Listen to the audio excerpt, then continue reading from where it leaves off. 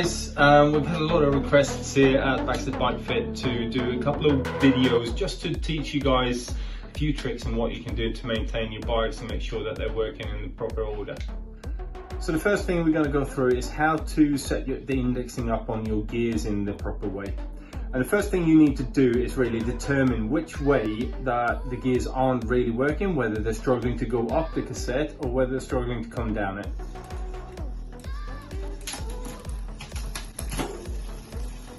So as you can see, I've just shifted ones up here now and it's not really moving up.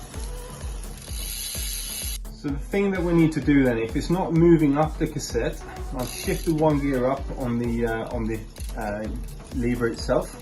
It's basically go anti-clockwise on the barrel shifter until it comes up one gear. At that point we're relatively close to where it needs to be. So if I continue shifting up the cassette here now, you can see it's moving up okay.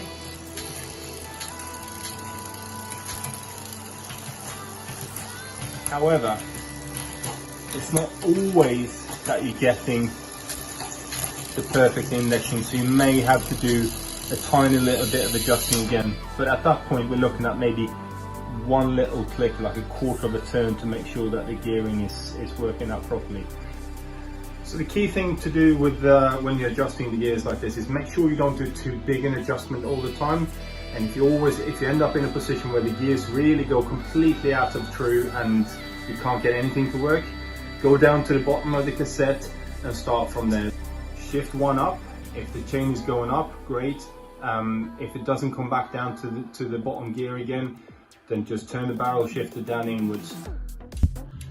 So one of the key things as well with setting up any gears, and one of the most expensive mistakes that you can make, is to make sure that if you haven't set up the limiter properly, and the easiest thing is just to give that rear mech a bit of a push. If you can hear that the mech is actually touching the spokes, you're running a danger of putting the whole cage of the rear mech.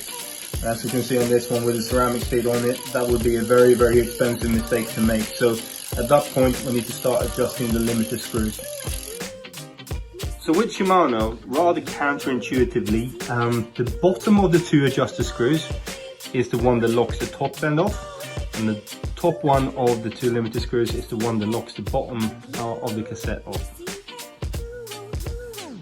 So if you're getting the fact that the cage of the mech is rubbing against the spokes, then just do the bottom of the limiter screws just a tiny turn clockwise, and that should then stop it from going in. The next thing you do then is just make sure that you turn the wheel, and if nothing's touching, you're good to go.